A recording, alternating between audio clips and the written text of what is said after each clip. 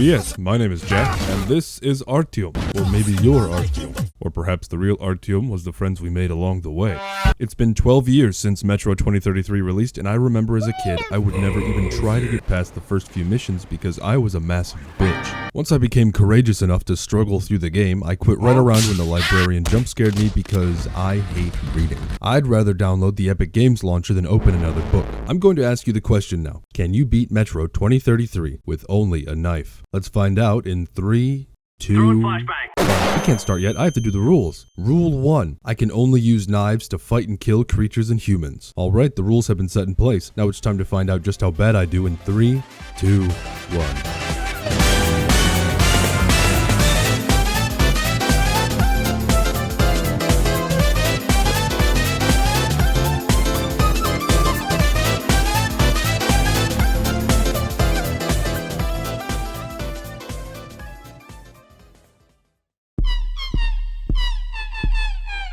Begin our journey in the deep urban sprawl of Detroit. Actually, I'm gonna take that joke back. It is now Chicago. Only a city where kidnapping and murder is undetainable can be compared to the literal nuclear holocaust against the Russian bear population. Hey, wait a second, I did this one already. I take the great leap of faith with its slow motion, epic effects, and something that smells like a radioactive charcuterie jambalaya. I've never had jambalaya. I had the chance in 4th grade, but it smelled like how The Last of Us Part 2 is written. Oh hey, would you look at the time. Eventually, we find ourselves in the ice-capped tundra that the great lands of America experienced in 2021. And oh look, I think I see Ted Cruz's vacation flight taking off now. Here we stand against a bunch of pit bulls who have mistaken us for toddlers. Those pit bulls are soon joined by their best friend Sky Bulls because they're no longer in the pits. Because they can fly with their wings, then it turns out it was all a dream that actually happens in the future. Call me Shakira because deja vu. I'm going to make that same joke later when it's relevant. We wake up in our local college frat dorm after an intense hazing incident known as sleeping peacefully. We wander through the streets of San Francisco, ignoring the homeless people who spout nonsense in our direction. I don't want to be shanked. That's my job to do to other people. Oh great, there are even more homeless here. Except now they're sick. Someone call Gavin Newsom. He's sure to help us out with this problem. I make it to the front door of the college dormitory. There's a knock at the door. From what I can hear, it's the secret knock for real American patriots. Then we get attacked. I pick up a revolver that they forced me to pick up, but I intend on playing this game like a British thief in the dog days of summer. I can be found desperately stabbing at the poor innocent old women who refuse to give me their purses. That'll teach you, Queen Elizabeth. As it turns out, the knife slash also comes with a built-in right hook, so now I can be both Rambo and Rocky Balboa at the same time. You know, I didn't know they introduced Rocky Balboa into Mortal Kombat 11 because I'm doing nothing but jumping around to engage a fight. Now it is mission time. I pick up my dear diary, ready to write my deepest, darkest, sussy secrets in it, then my bullet lighter. While you may think it seems a little dangerous for a bullet to be a lighter, you would be stupid to think so. It is not a real bullet. This game has a unique form of currency known as bullets. Ah yes, bullets, the word I've said the most in the past 3 paragraphs. This game is an American's wet dream. I can attest to that because I think I might have cum my pant a bit, or maybe that's piss. My kegels are not what they used to be. Climbing aboard Thomas the railway cart, it turns out we have to take the Condemned Railway, a place I like to call the Condemned Railway. Pretty creative, right? You thought there was going to be a joke. I can't make more of a joke than this being the average metro in Russia. Then we fall asleep, entering a bright white world. Call me verified on Twitter because all I see is white supremacy everywhere I look, and it is very offensive to my eyes. That one true American patriot shows up, so this must be a white supremacist world. Then he gets blacked by a dark one. Enough about vague political ideologies for about 2 minutes. It is time to awaken from my skippy-doo slumber and notice my brothers are truly gone. One, however, is an insomniac, having worked on Marvel's Spider-Man, so he wakes up shortly after me and he pumps the lever to drive us forward. Talk about getting some gains. Holy shit, man. Joe Biden. Oh wait, 2 minutes at least. Hold on. Andres Muschietti grabs a hold of Michael Keaton, a man after a slice of beauty rest cake, to drag him back into the role of Batman. I end up slicing up the rest of that beauty rest cake with my knife, not like I have anything else to use. After slipping, falling, sliding, and gliding, I guess it's time for a drink. Whoa. Hey, what's in this drink? Oh ho ho ho. A man called Bourbon asked me to help him get to his grandmother's house, and I must say, what big eyes you have, sir. In return, he promises me his AK, which actually stands for Atrocious Cunt's Fortnite Kite. Before we set off, I give a prostitute the hardest glare I've ever given another person, just staring at her, never letting her know my next move. The horrors of my soul will be forced upon her nose hairs and earwax. Enough about my based methodologies, it's time to make like a dwarf and disappear mysteriously into thin air using an ancient and strange magical energy that accumulates within a particular ore. Oh, sorry, I meant Elder Scrolls dwarves, not Tolkien. Speaking of which, have you seen the hit acclaimed fan favorite show of Rings of... Do you believe in ghosts? I sure do, but you know what I don't believe in? Holes. Fuck holes.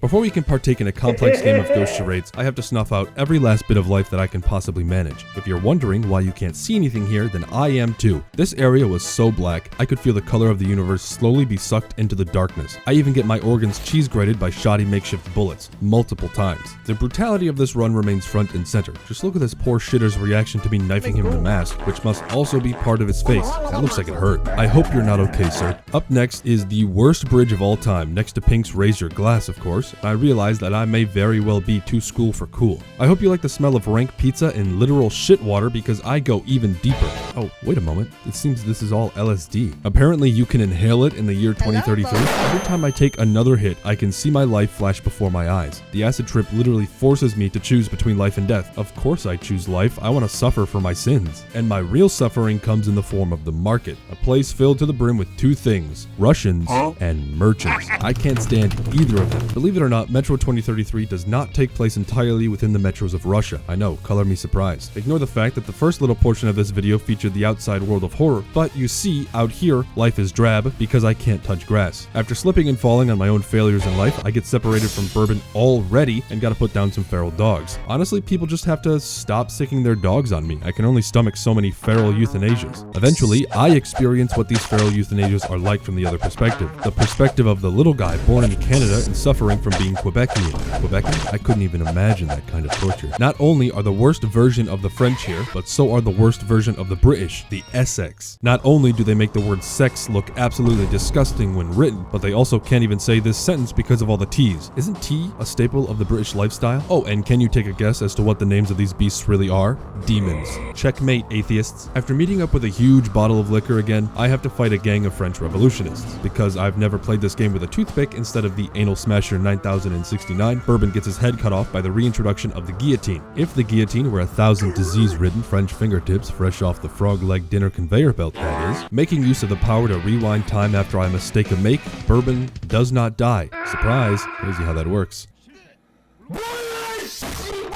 Being dragged by my ankles through a dirty-ass ventilation shaft brings me to my unfortunate fate. This is the one part of this run that brought me the most amount of pain. A singular part, the part that I still grieve over. This part gave me so much frustration that I lost a piece of my self-hating personality and began to truly love myself. Hello, sir? Can you hold this knife for me? Thank you very much. Eventually, I make it through the ear-stabbing, fingernail-gnawing experience known as the dark realms of the underground pre-rave session. Whoa, just look at this. I can see just how many people actually like the idea of one D&D. There is a moment where I do get caught, but I can't exactly do anything about that. This one guy just stands up, teleports forward, then disappears, then teleports again. Wait, is this the power of vodka instinct? Some dude named Khan, or whatever, appears to drag me even further into the metro. I just want to go home. It seems that LSD I took earlier is really starting to hit me again because I'm seeing shit. And by shit, I mean literal shit and also some ghosts. Now Khan wants me to give him a hug. Aw, that's so sweet. Not. It's creepy. It's weird. Thank goodness it's over quickly. More frog dog fighting ensues, and at this point, it's a hate crime with the ever-increasing kill count. A strangely familiar-looking ball of light ominously floats by and, wow,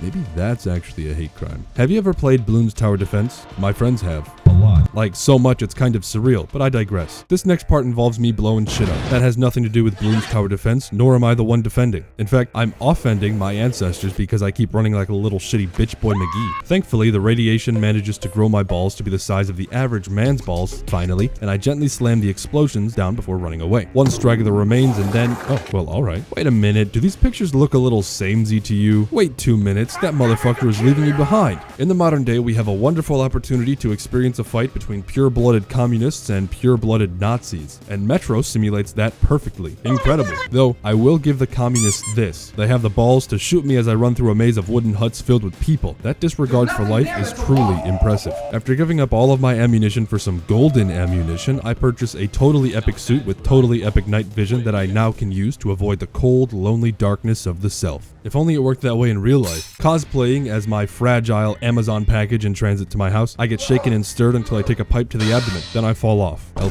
ratio. I have to manage the rest of the journey on my own through the land of California, where another vague political joke about the downfall of American society can be made. But I end up in the land of Nazis. This is where I get into some trouble, to put it lightly. And to put it heavily, a checkpoint screws me over and I end up being stuck in an infinite series of reloading a checkpoint in a room where Nazis surround me at all angles. So I just make a mad dash for it, after sneaking my way through the ass end of the Nazi Nazi compound where my dick is the real goal, I get jump scared by a textbook anime villain who monologues for longer than he should. Dude, just pull the trigger. Pull the trigger. Okay, that was deserved. Unfortunately, I come to the first roadblock in the challenge. I don't mean this part is hard, but I mean it's a roadblock. I suppose I should have said stupid forced turret section that action shooter games just can't go without. At least I get to mow down Nazis and blow shit up. The party I have to attend after the trolley turret section reminds me of parties I attended in the past. Actually, I'd never attended any parties, come to think of it. Just family obligations. That analogy isn't going to work. I don't have enough throwing knives to kill this fellow that'll warn his comrades of our quick approach. Even if I did, in my 30 minutes of trying this in my previous recording footage that was lost more than Supernatural's writing between seasons 6 to 15, you still can't kill him. He just breaks all game logic, just like I'm trying to do because I'm a shitty hypocritical piss baby. So I shoot. That's a free and easy gaming moment after that. Then I have to, shank some dogs. Then I have to shank more dogs. Then a dog decides it's gonna stick around and shout at me non-stop. Then shanking more dogs. This is a very pro ATF run, it seems. You can call me Stephen Higgins because there is a lot of dog killing in this part. The depravity of this run has been eviscerated, however. There is a fake and virtual small man that will accompany me to see his mother. Just because I think it's funny that I even considered it, I will censor the circumspect creature. To show that this strange blob of mosaic effects does not get harmed, I instantly teleport to the smooth-brained machination's mother. For my wonderful act of unbreakable human will and impeccable kindness, my reward is another trip to the ice-cold wonderland that keeps Mariah Carey frozen until the day after Thanksgiving. Thank goodness I let myself use throwing knives and didn't unnecessarily count throwing knives as anything except what the name literally implies. I decided I'll skip over the bandit post, entirely because I got lost in quite possibly the smallest building ever put into a video game. It was embarrassing and I spent 10 minutes wandering around it. Instead, you should check out this sick final kill cam. It isn't my kill, which means that the guy is hacking, but he's also my friend, so that's pretty zaste. After speaking to friend not foe, I stick my dick into a Nazi's generator to sneak around better, but sneaking never has been my forte. One Scooby-Doo dash later, and I'm on my way to Poland. Shit, I mean Polis. Thank the merciful Lord that it's not Poland, or else it looked like this. Here in Polis, we meet with Ryan Gosling with the intent to save our homeland of, exhibition. The Council of Squares determines that my home is not worth saving. I simply can't stand this next part. I have to go to a library. I think I might have mentioned before I don't read, if not in my other videos, so I'm just going to make my way through here as fast as I can. After my fellow comrade in library gets severely injured by a winged French beast, I am tasked with going even deeper into it. This is where the librarians come into play. Frankly, they aren't even playing, they're just trying to beat my ass. In this section, I'm tasked with finding an archive of a place called D6. I mean, I have several D6 here in a little chest that I could roll, no need to find a document on them. Alas, I found it, so now I can leave this wretched, disgusting place. I can't stand another second here. I can feel the knowledge seeping into my brain without even reading a single book. Thank goodness my damsel in distress status is downgraded to a big wheel trucker status as we drive off into the night. Now we're on our way to the final part of the game, and the real big pain in the ass. I start by living my life as a train engineer. I solve railtical problems, like knifing the local toddlers at the zoo after I stopped taking those pills my therapist gave me. After a close shave with a ball of electricity, we make it one step closer to D6. There's a lot of walking happening now. Fighting too. My job is to protect Vladimir Putin while he commits a serious amount of crimes in order to get into office and stay in office for the rest of his life. That seems like a noble reason as to why I should protect him. Alright, damn it, I'm in. While powering up the wonderful underground bunker, I cosplay a struggling husband attempting to power his home in the winter of 2021 while his family freezes to death inside. I lied to you earlier, much like I tend to do for the sake of dramatic effect. I mentioned that earlier there was a part of the game that made me so frustrated that I stopped hating myself a bit. Well, that is true, but this part is actually the culprit of that crime. This part of D6 is quite the fucky-wucky-mucky situation. I have to escort Miller through a series of weird gelatinous sphere spawners on our way to the center of the earth. I love exploding balls, especially when they hard stop me because they just constantly spawn and explode only on the guy that I have to protect. Ah well, I've already failed the run because of the turret trolley, so admittedly, what's the issue with gunning these things down now? So I think I'm just gonna do that.